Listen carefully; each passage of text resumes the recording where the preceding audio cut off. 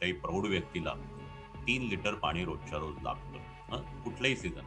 उन्हाळ्यामध्ये ते अजून एखादा लिटर जास्ती घ्यावं लागतं. असं 4 लिटर पाणी आपल्याला दिवसभरात लागेल. हो. बऱ्याचदा हार्ट अटॅक आल्यावर घाम येतो. त्याच्यामुळे घाम हं. आला की हार्ट अटॅक आला म्हणूनही अनेक लोकं घाबरून दवाखान्यात किंवा हॉस्पिटलमध्ये जात असतात. घाम येणं हे आपलं शरीर थंड करण्यासाठी, आपलं शरीर जे तापलेलं असतं, ते गार करण्यासाठीची प्रक्रिया असते. त्याच्यामुळं ह्या उन्हाळ्यामध्ये जो घाम येतो, तो आपल्याला आपल्या शरीराचं तापमान कमी करण्यासाठी येतो. उन्हामध्ये अचानक खूप घाम येऊन आपल्याला हं. गरगरायला लागणं, तोंडाला बरं. कोरड पडणं हं. आणि लघवी कमी होणं, हे उष्माघाताकडं त्या व्यक्तीची वाटचाल चालू आहे असं म्हणायला लागेल. या उन्हाळ्याच्या दिवसामध्ये त्याच्यामुळे ज्यावेळेला मांसाहार केला तर ते पाणी जास्ती खेचतं आतड्यामधून. त्यामुळं आपल्या शरीरातलं पाणी कमी होऊ शकतं. त्याच्यामुळं पचायला हलका अ, आणि असा पालेभाजी किंवा भाजीयुक्त पोळी भाजी आपण अशा प्रकारचा साधा आहार घ्यावा. एअर कंडिशनर जर खूप आपण 23-24 डिग्रीपेक्षाही जर कमी लावले, तर ते आपल्या शरीरालाही त्रासदायक असतात आणि पर्यावरणालाही त्रासदायक असतात.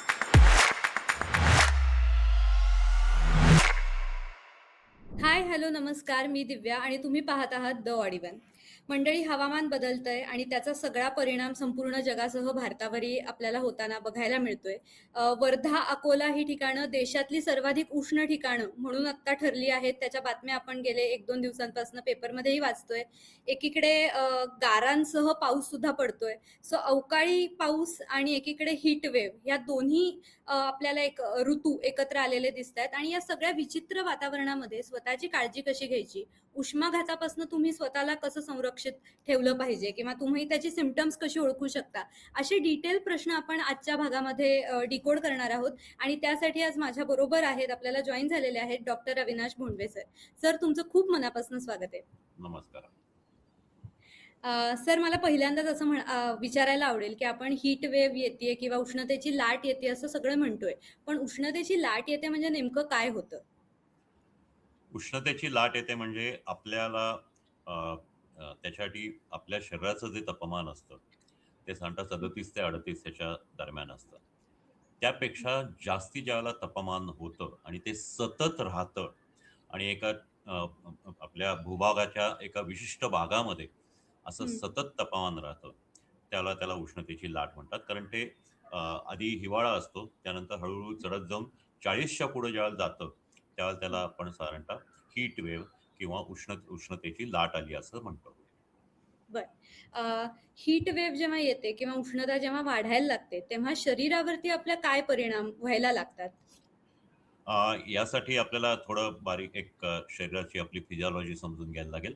आपल्या बरं. शरीराचं टेम्परेचर मगाशी मी म्हटलं तसं 37 ते 38च्या दरम्यान असतं आणि ते सतत कायम ठेवावं लागतं. ते जर खूप कमी झालं किंवा खूप वाढलं, तर आपल्या संपूर्ण शरीरामध्ये जे पाचक रस असतात, जे एन्झाईम्स असतात किंवा जे काही इतर मज्जातंतूंचे, रक्ताचे, जे काही एकूण चयापचय क्रिया ह्या सगळ्या ज्या चालू असतात, त्यांच्यावर विपरीत परिणाम होतो आणि ते एक गंभीर प्रकारची अवस्था त्यामधून उद्भवते. ज्यावेळेला अ,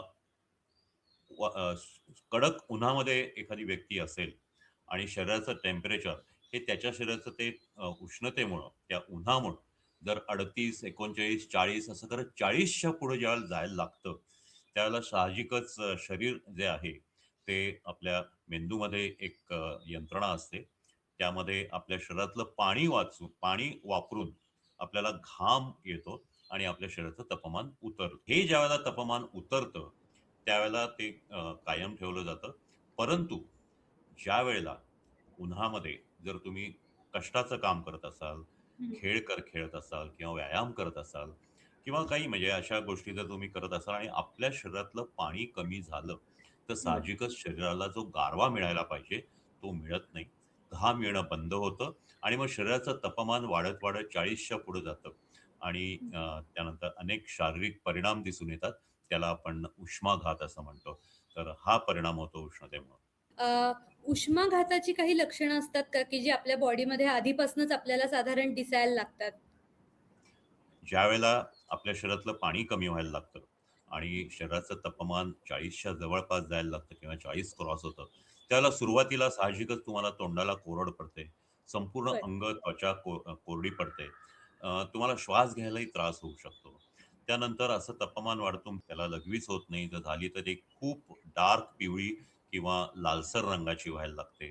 घाम येणं बंद होतं आणि त्या व्यक्तीला थोडंसं चक्कर आल्यासारखं किंवा गरगरल्यासारखं वाटतं.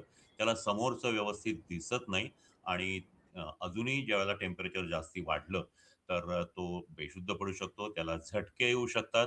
त्याच्या श्वासमार्गावर श्वसनावर परिणाम होऊन श्वसन बंद पडू शकतं. हृदयक्रिया बंद पडू शकते आणि तो माणूस जो आहे, ती व्यक्ती जी आहे, ती मृत्युमुखी पडू शकते. बरं. उष्माघाताचा सर्वाधिक धोका कोणाला असतो? म्हणजे एकतर हा सगळ्यांना होऊ शकतो का? का पर्टिक्युलर काही लोकं असतात ज्यांची बॉडी ह्याला जास्त रिएक्ट होते? आता आपण जे म्हणले, की उष्णता जी आहे, ऊन जे आहे, उन्हामुळं आपल्या शरीरात जी उष्णता निर्माण होते, ती ज्यांच्या शरीरात जास्ती शोषली जाते, अशा लोकांना त्रास होतो. साहजिकच गौर वर्णाचे लोक.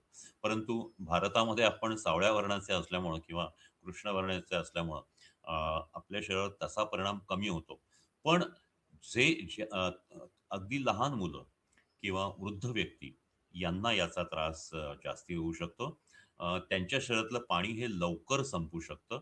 त्याच्यामुळं त्यांना ही लक्षणं किंवा हे त्रास जास्ती जाणवू शकतात.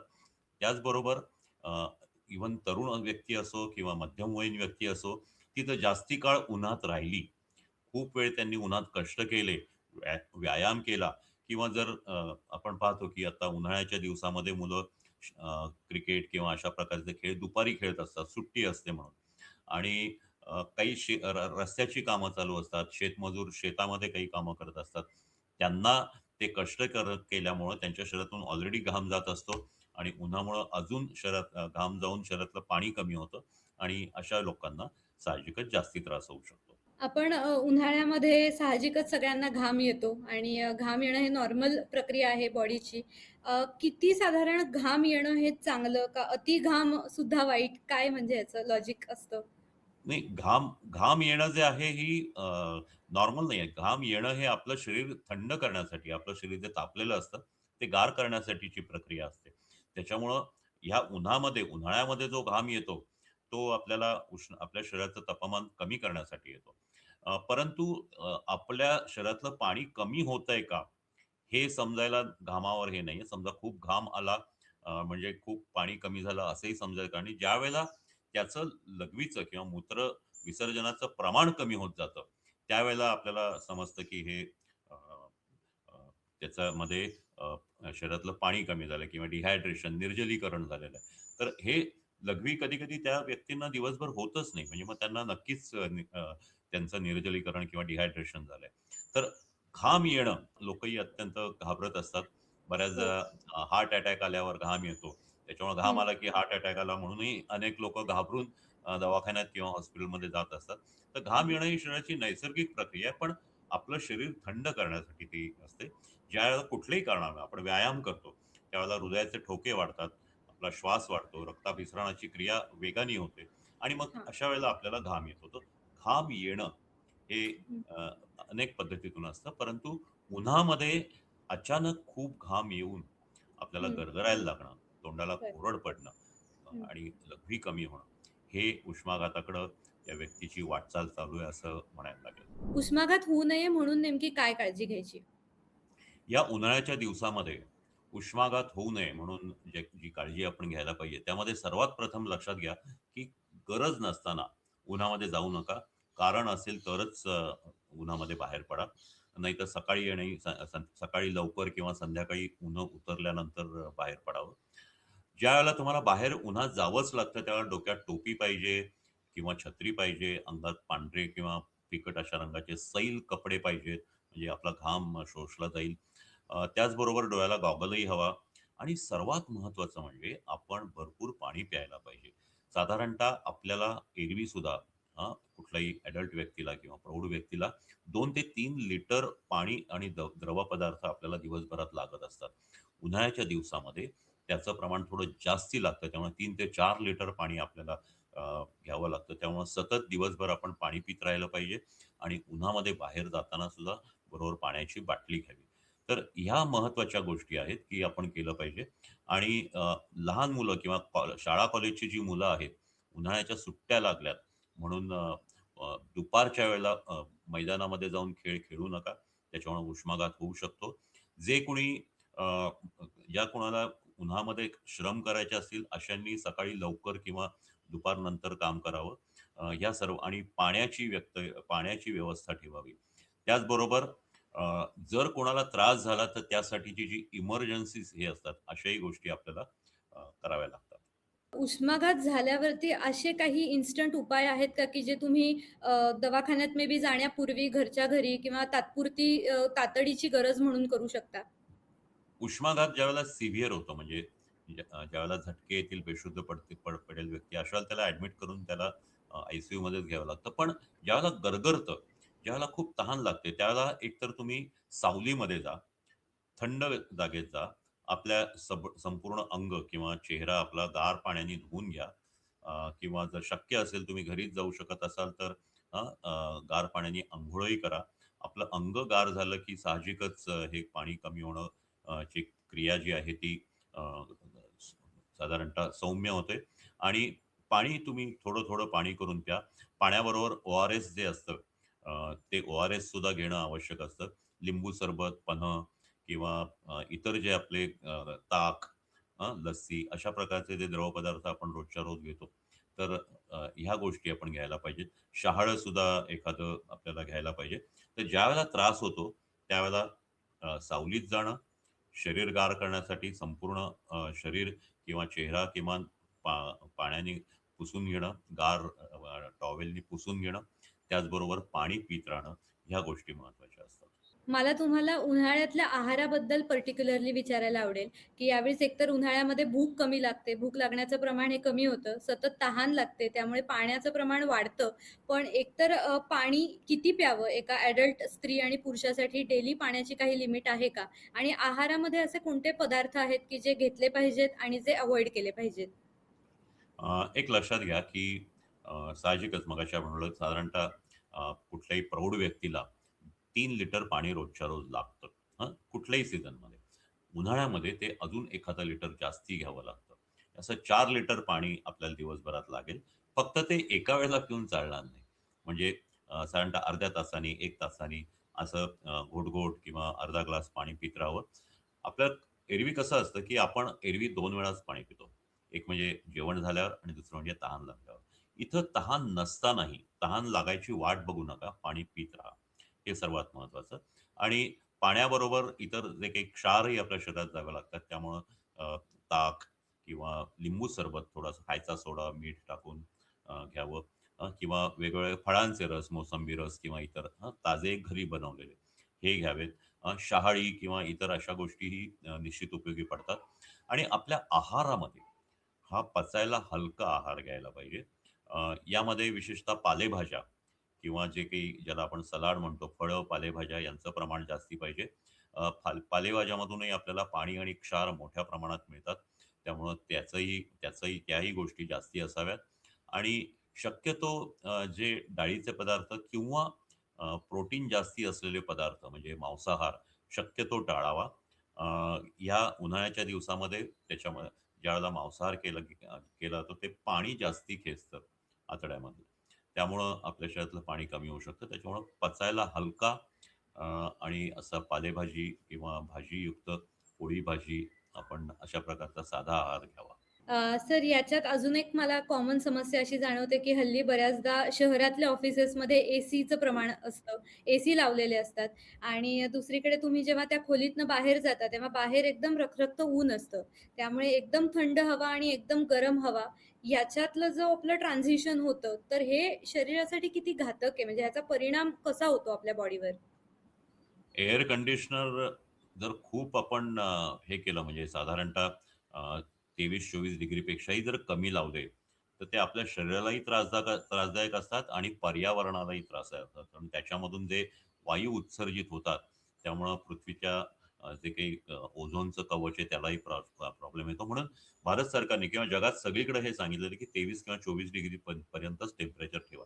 परंतु अनेक ठिकाणी, अनेक ऑफिसेसमध्ये ते खूप खालच्या हे म्हणजे 17-18 पर्यंतही केलं जातं आणि हे त्रासदायक असतं. कारण ज्यावेळेला आपलं शरीर जास्ती थंड होतं, त्यावेळेला साहजिकच आपला पुरवठा जो आहे हा सौम्य होतो आणि इतर गोष्टी ज्या आहेत आपलं मूत्रविसर्जन किंवा शरीरातलं रक्ताभिसरण याच्यावरही त्याचा परिणाम होतो.